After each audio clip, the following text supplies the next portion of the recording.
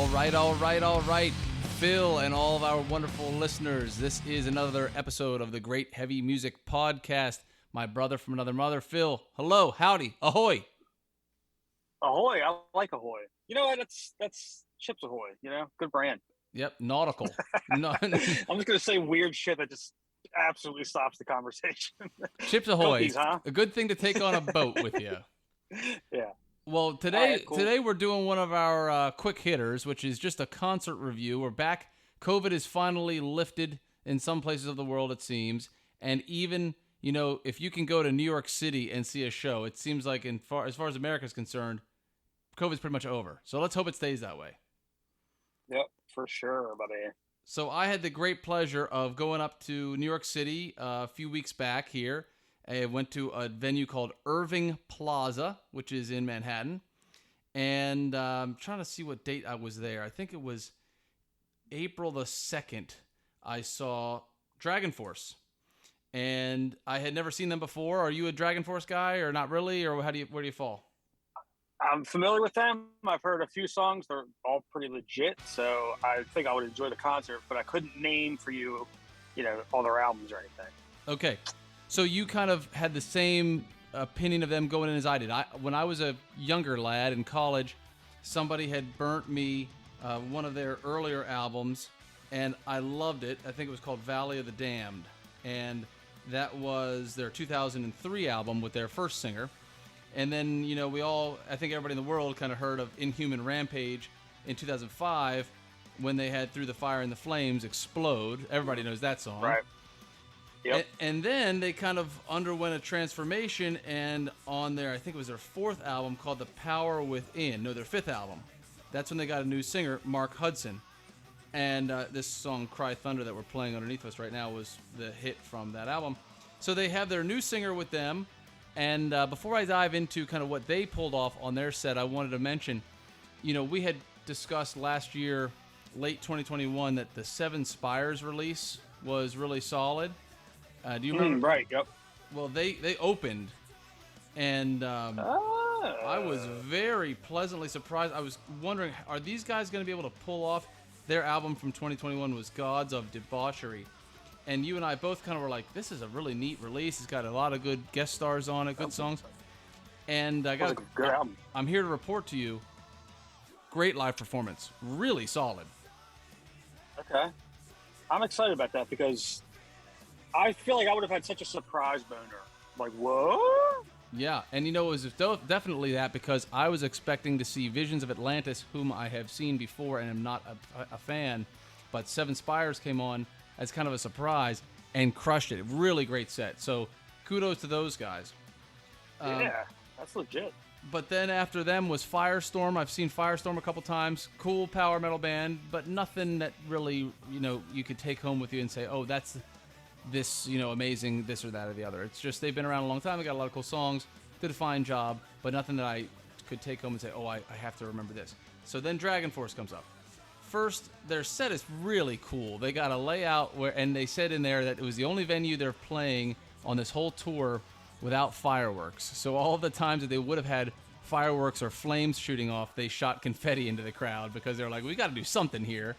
And on the stage, they had like a giant, behind the drum set, a giant metal-looking dragon. And then they had in the front 2 giant arcade game machines. And on the screen, it was playing their videos for what they wanted this crowd to see on the backdrop. So you had both the backdrop and the 2 old-school arcade-style machines playing the same video. So that was really neat. And these guys are apparently real big gamers. Okay, that's legit. I was going to say, that sounds like a nerdy gamer kind of thing. And you got to love a really thought-out set piece, man. Like when we saw Maiden, they had all that shit. I mean, I don't know if it was on that level, but God, I don't know. It gives you another reason to go see a band live. Yep. It's just stuff you're not going to get. Completely. And I got to say, I was not really expecting that. I guess a band that's been around for 20 years and has 8 albums, I probably should have had higher expectations, but I didn't, and they were great. Really great to see, and the set design was really cool. So the first song they came out to, I think, is called Into Oblivion. I'm not really quite sure. They came out with another galloping drum beat for the second track. One of the things he said was, "Fly through the heavens with the power of the universe. We stand strong together." As I said, I'm not a huge fan of theirs, so I didn't know each song track list by track list. But the third song they played was a song that I loved. It was the best of their first half of the set, in my opinion. And it's called "The Last Dragon Boy." Have you ever heard that song? No. Well, it was really cool to me because it's got a cheesy name, but the song is from, The Last Dragon Born, not The Last Dragon Boy. The Last Dragon Born, and it's from their most recent release in 2019 called Extreme Power Metal, and the entire song is about the game Skyrim.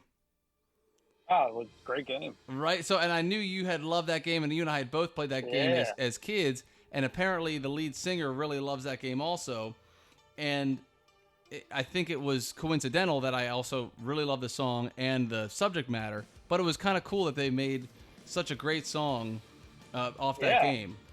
You got to listen. That's legit. I will listen to that. Yeah, absolutely. I'm going to try to find the chorus here for you. Hold on.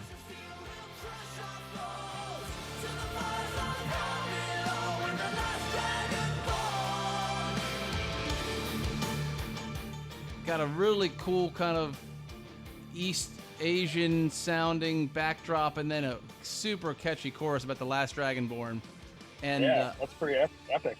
Yeah, man, I know you'll love that song. That's fucking awesome. I love that you called it Dragon Boy. Yeah, I thought it was about the boy. Little Dragon Boy.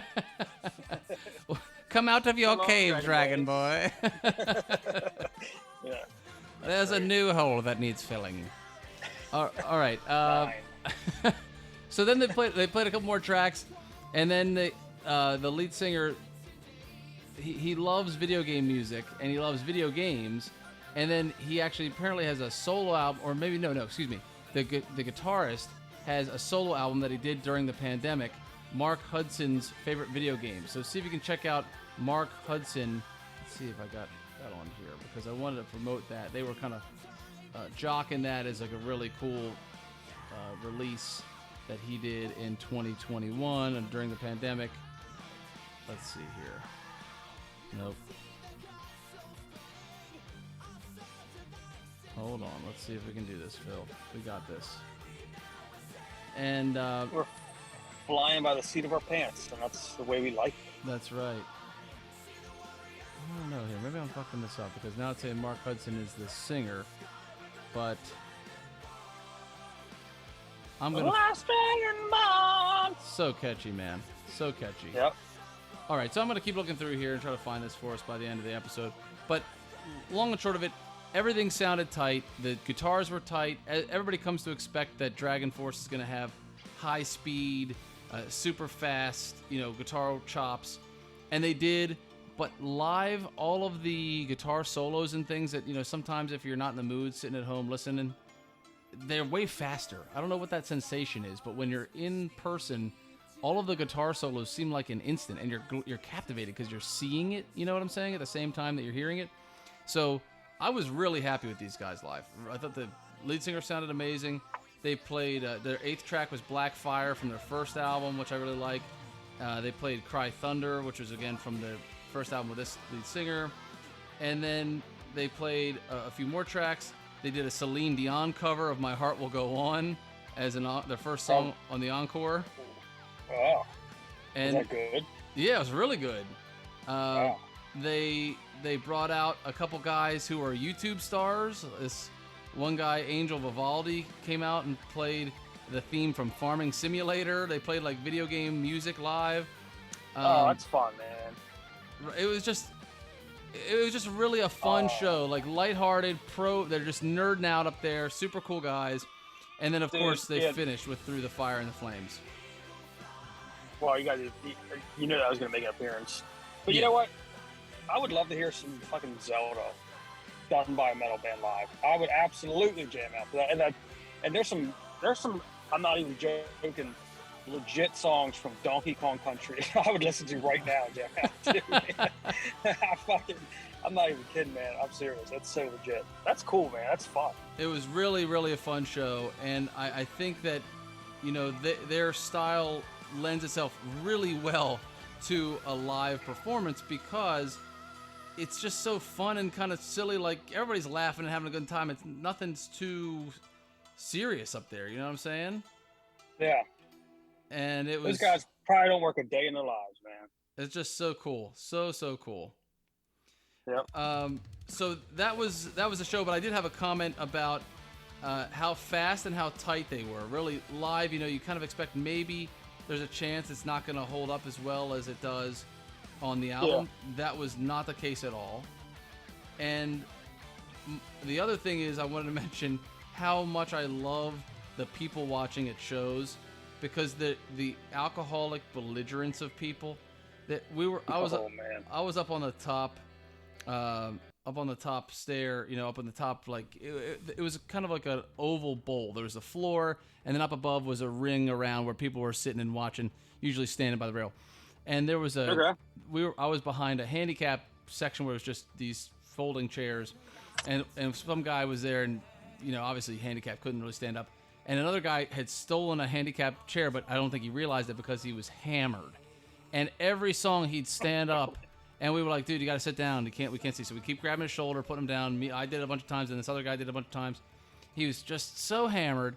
And then he stands up during one of the songs to cheer, and he stands straight up. He puts he's standing up. The column is on his left. The handicapped guy, who's like 400 pounds, is on his right. The guy is sitting down. He stands up and cheers his beer straight up into the air, raising his right hand as high as he can. And that throws him totally off limbo, and he straight up falls like a tree when somebody would be shouting timber onto the onto the handicapped 400-pound guy, and that guy catches him and throws him into the chair, like tosses him like a beanbag into the chair. Like, I've had enough of this guy. Yeah, this fucking guy. Put him out of his misery. Sleep it off. Seriously, this guy needs to go on home. That guy was crying thunder. Yeah, it was definitely crying thunder.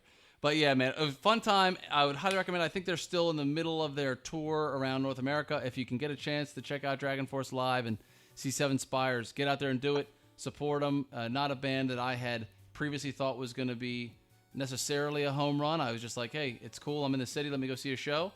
And they hit it out of the park. Great time. All right, legit.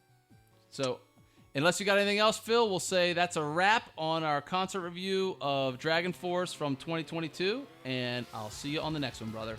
All right, man.